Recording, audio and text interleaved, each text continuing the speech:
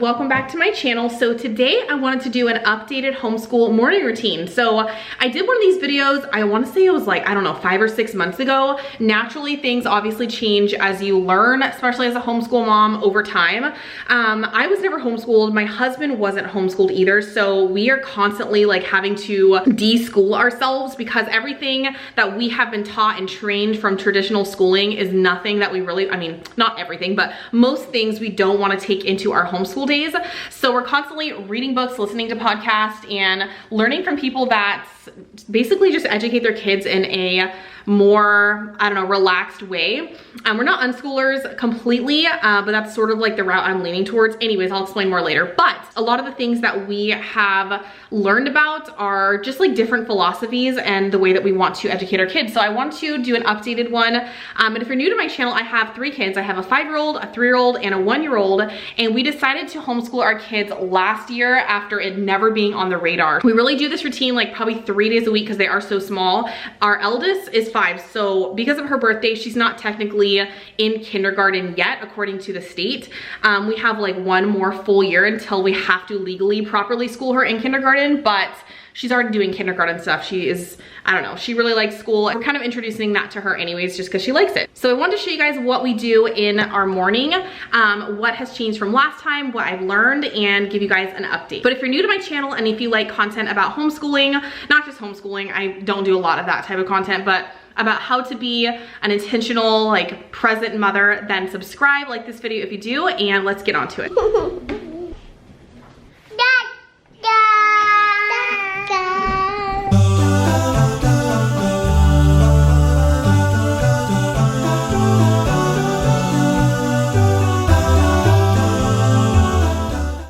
So one of the things that we've been doing probably for the last 2 months is actually something that I mentioned in I read 50 books on being a housewife video, which I'll link down below. Very enlightening stuff. But basically it is this concept for larger families. I mean, we only have 3 kids, but it feels like a lot. And that is doing a super fast, really quick speed clean after every single meal, but making it really fun.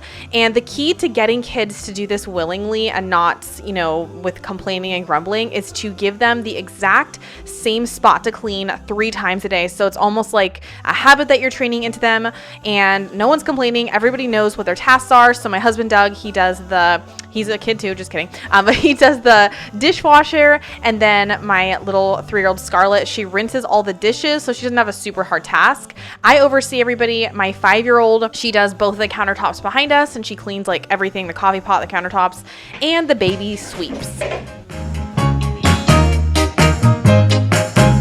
So what is crazy is I actually went and looked back at my homeschool routine 6 months ago, and it's a little weird because our kids are still doing the exact same chores. So my 5-year-old knows that every day she does her 1 long countertop in the back of the kitchen, and then she goes straight to her room after getting ready, and she picks up everything on the floor, she makes the bed and just tidies everything up. And then our toddler, she does the dishes with me, and she wipes down the countertops and picks up the stuff in the floor in the bathroom. And that is really due to the Charlotte Mason Laying Down the Rails book. We talked about that in the last video too, but I love it, and they don't complain. They know exactly what to expect, and everything gets done.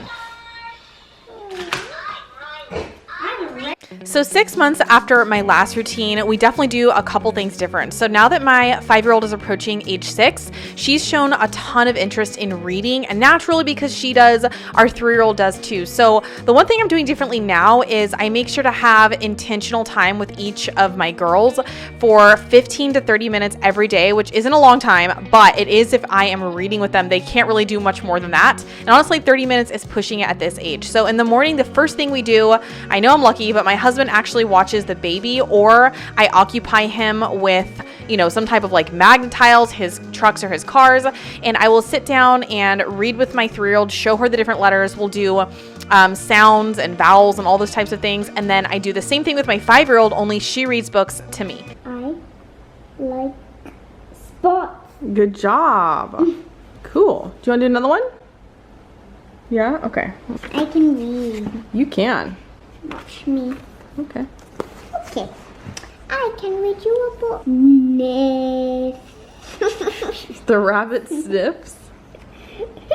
What's this one? The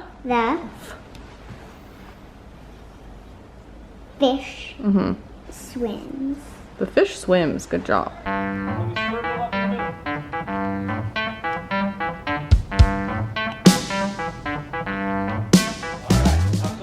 All right, I know what a lot of you guys that are OG homeschoolers are going to say. Oh my gosh, Haley, you're bringing regular school at home. Like, that's not the point of homeschooling. But honestly, we have PE teachers that live on our street, and our girls are like enamored with like being a PE teacher, and they love the idea of it. So this was just for fun. But we normally like to do something outdoors during this time of day. So we'll either go to the park or, you know, we'll go to like a co-op. Every day is totally different. I'll go ahead and put on the screen now what our weekly rotation looks like, but we try and switch things up just to make it interesting. We're trying to teach them about apparently agility. What else, Douglas? Agility. Stretching. We're trying to teach, yeah, we're doing stretching, warming up, agility, basically so that way they can be active but have fun and get a lot of energy out. Doodle. There will be only a split second in which to escape, whether building a nest, digging a burrow, munching leaves, or caring for its young. An animal had better be on guard for movements, sounds, and odors, or else. Let's try it again, one more time. 1, 2, 3, 4, 5. 5, take away 2 blades of grass is what? 3. Minus 5 minus 2. Minus means take away. 3 is left. Good job. Huh. Letter do you guys have? L. L. And what letter does Scarlett have, Annabelle? I mean this one. Find things in the backyard that start with the letter L and T and put them aligning your letters. We're practicing our letters, and Mommy made a very hard game, didn't I? I said, look in the backyard for things that start with your letter, an L or a T. So far, Annabelle just found a lemon, which is green, and a lemon tree, but that's about it. And Scarlett found a tree. Huh. That's good, though. You can read this word, then we can do it. Okay, Annabelle? Oh my goodness. All right, are you ready? All right, what does it say? Lemonade stand. Lemonade stand. Yay. So the girls are working on their lemonade stand. I wrote Doug into it doing it. Doug, this is the life, okay? We don't do this every single day, obviously. We like to do like little entrepreneurial things, maybe like once a week, just about. Like the last thing was Doug got a percentage, or not Doug, Annabelle got a percentage of helping Doug sell, what was it? Like keyboard stuff. His keyboard stuff, his podcasting stuff, and what, you got like 10%. She got 10%. I don't know where that money is, honestly. I don't think we've dished it out yet. Yeah, we have. It's in her little IKEA money purse. So yeah, basically we want our kids to learn how to be like self-sufficient and think for themselves and how they can make money rather than just doing chores for somebody else, which is like working for somebody else. So we're trying to like get their brains going to think about different things. Yeah, so. And they do chores, you know, they like, I already showed, they clean their room, Annabelle, every day, and Scarlett does the bathroom, and then they help after, you know, meals.